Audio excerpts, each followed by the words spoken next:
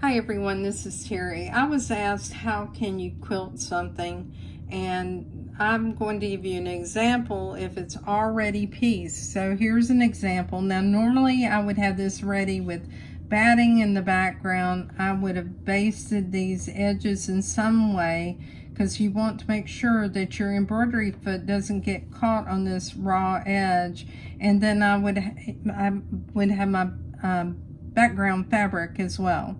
But we're not going to do that because this exercise is to show you how to get this done. So the first thing I'm going to do is I'm going to go ahead and choose to scan this. So we'll scan it, and there are several ways to do this. This is one way. We'll choose image scan and choose scan. Now you can scan with that scanning hoop, but guess what? You can also scan in an embroidery frame. So I've chosen this magnetic hoop simply because I don't want to stretch my seams in my fabric. So it's kind of just laying there to give you an idea. And by the way, what I'm going to show you, some of this is the same method. Like if you get one of those Dream Big quilts, you can do that as well. All right. So let's just go ahead, and when I say Dream Big quilt, I mean panels that everybody sees. Now, I like to darken the image a little bit so you can actually see it in the background, but don't darken it too much. And you can zoom in if you want, but before we zoom in, I want to create a definite boundary around this. So I'm going to go to shape and I'll choose a square. And I'll choose OK. Now the square, I'm going to actually move it so I can select it and more or less move it to where I need it, because this is going to be the container that I'm going to use to fill up things. And you can see I don't even have it hooped straight, but that doesn't matter because I can erase some of it. This is a fast way to go about doing this. So there are a couple of different methods here. The first thing I'm going to do on that container, though, you see I have the no sew line selected, and I'm going to go ahead and make sure that it's applied, but I need to take the bucket and apply it right here on this outline. All right, the next thing I'm going to do is I'm going to go get a fill, and this is your area for your fill right here.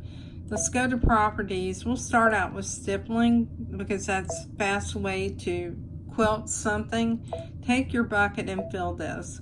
Now you need to erase some of it because you don't want it to be in all of this area because it covered up your design, didn't it? So I like to zoom in to about 200%. Let's go get the eraser, and the shape that you want to use for this is a round shape, and because you want to go around this design. And you can see what I'm going to do at first is just kind of go around the design. Take a moment to stop, and you want to start again. And after you get it around your design, what you can do is you can go back and clean up the inside. So I'll stop, and then I'll grab it again.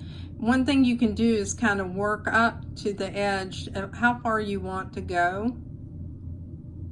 And it doesn't have to be perfect because this is going to be quilting. You want it to fill in this background, but you don't want it to fill in perfectly because you want it to look more or less like you did this free motion. Okay? All right, I'm going to go ahead and clean that up, and you can always zoom in a little bit more to make sure you erased everything.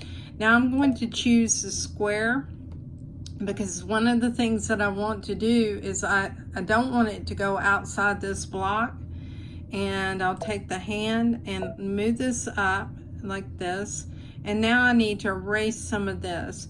So with that square eraser, I like to take it and work it up along the edge like this and go through and do a little bit, and I'm going to actually a little bit over that edge, but that's okay because with stippling stippling is a pretty forgiving stitch. So that looks pretty good. I might even bring it up a little bit further. There we go. Now I'll take the hand again and move this. And I need to erase some more. Pick up that eraser.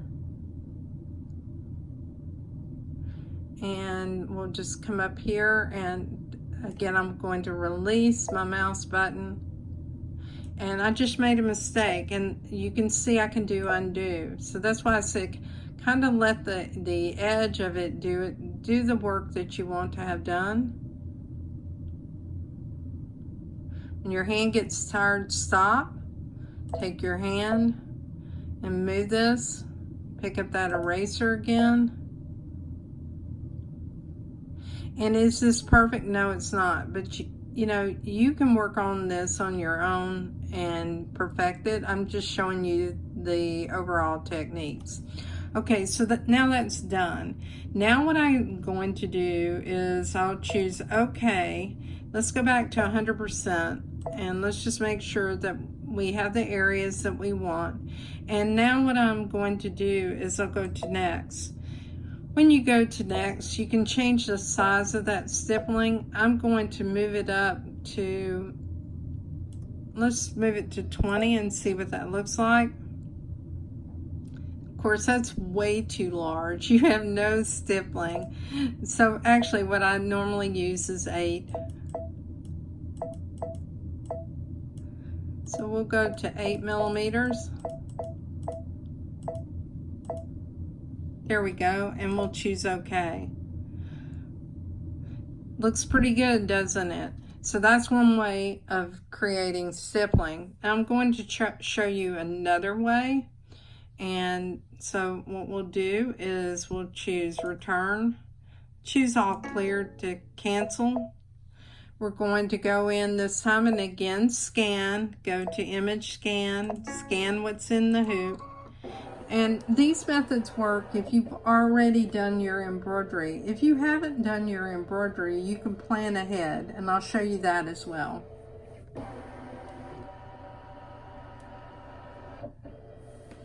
We'll give it a moment.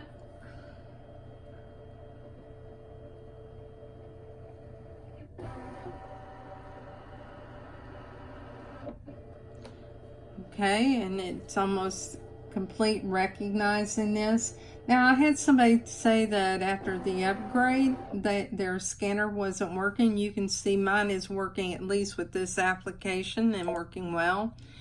I have a hoop size on here, but I still need to go back and select this square because I need to have a container around this design,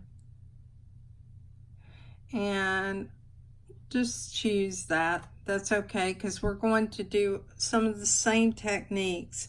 Now let's go in and let's make sure that we have that no-sew line around that, because I don't want a definitive line. Make sure you select the bucket. I did that twice, and you heard it double click. So now that's been applied around the outside. We'll go back to about 200%. And this is using the paintbrush. Now you can choose different types of brushes. I want to have the round one. Let's pick a different stitch, and I'll scroll down and choose 34. If you don't have 34, it's probably because you do not have the upgrade kit. Now what I like to do is take that brush, and I like to create my boundary around this, and I find personally that this is the method that I like. And if you went too close, choose undo. Just start out, and sometimes what it does to help is to relax your hand a little bit. Give yourself a stopping point, so stop. You can, it doesn't matter if you start up in here as part of that. It's not going to double stitch. What the software knows is this is the pattern that we're using, and it knows not to double stitch it if you're doing what I'm doing right now. Okay, So I like that, and if it's not going to matter whether it's a little bit sharp on the edge, it'll work. Let's take the bucket, and we're going to use that same stitch and fill it in the background. Now we can also go back and use the eraser just like we did earlier and erase a little bit of this line. I'm not going to go through the full process because you should remember that based on the last time that we did it, but let's just do a portion of it. Take the hand, move it, select your eraser again, and I like to inch up on it, so to speak, and we'll come up here. Now if this is too close to the edge, you may want to just bump down here and erase a little bit more of it. And we'll take the hand. You notice now that it's moving when you have the hand. So you now need to get the eraser again. And we'll just go with that. All right, we'll choose OK, go into next. And I personally like to make this a single stitch. The thickness was added as part of the upgrade kit. It's one of the reasons, quite frankly, that I got the upgrade. And I like to make this larger. You know, the winner in this is really not that quilting. It's going to be that design. Now, if you want, one of the things you can do is add an outline around it, and you can turn that on. And what that's going to do is put a hard line around that outline and even around the design. For that reason, I kind of like to leave it off. And I actually think this is too large, so let's go back and change it. You can also go back and select a different type of stitch if you want. So this is how this would quilt out on this design in the background. So there's two methods. Now we're going to go over into embroidery, and let's say that you're working on a block at a time before you even pieced it. So let's go to home and let's exit my design center. I'll go to embroidery, and I'm just going to select an embroidery design. This may not be the design that you have or even that I have, but we'll select, I think this is that little motif stitch here that we had. I'm going to rotate it a little bit, and I just resized it. That was a mistake. Choose undo. I need to grab it right here where it has that circle, and I'm more or less moving this on point.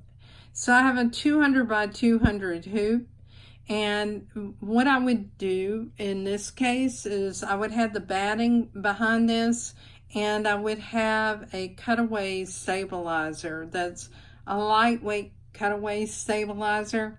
So what I want to do is I want to have these stitches, and I'm going to square up this block after the fact. So one of the things that I can do is I can go to edit. If I just want stippling, that's real easy to do. You want to go into stippling, and here's where you put the distance around that design. And you can see that it remembers the last thing I chose, which was Echo Quilting. I can choose a different size hoop, and in this case I want it to be the 200 by 200. I'll give it a moment because it has to go through the digitizing, so give it a second. And we'll just use 150 by 150 to save a little bit of time. And I can adjust the overall distance around that by increasing it. And then I can change the spacing.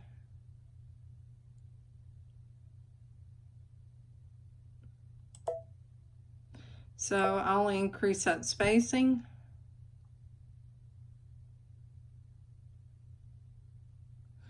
And here's what that quilting would look like. If you don't like that, go choose stippling.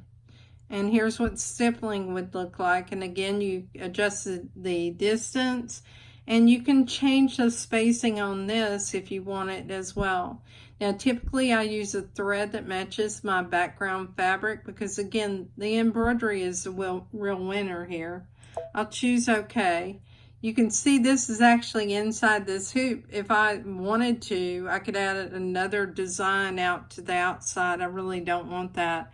What I'm going to do is choose undo. So I have this design again. Here's the last method. Increase this. You're creating a stamp so you can go in my design center. This is more or less like I use the paintbrush because I have a boundary around it. Save it to memory so it saves that stamp. Okay, now what we need to do is choose add. We're going to go over to my design center.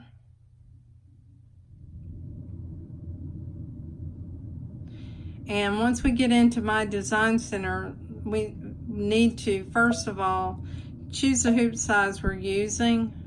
I'll choose 200 by 200 and I'll choose OK.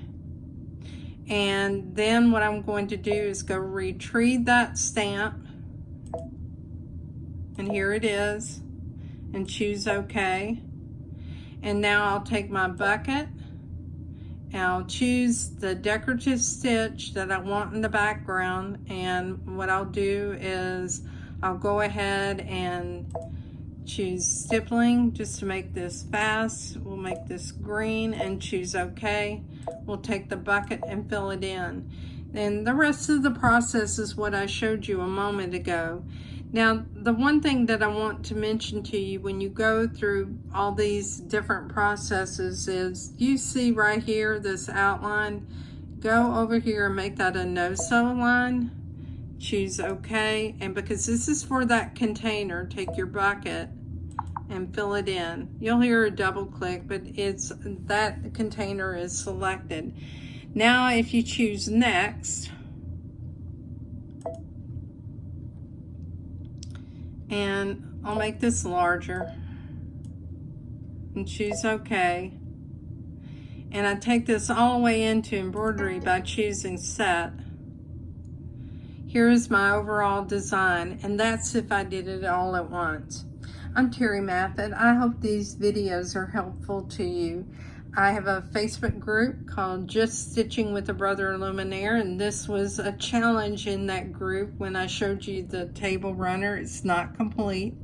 And I also have numerous videos on YouTube. I have them in playlists, so based on topic, if it's PE Design 11 or the Dream Machine, digital cutters, you'll find a variety of videos that have been pre-recorded to help you. I hope this video helps you, and have a great day.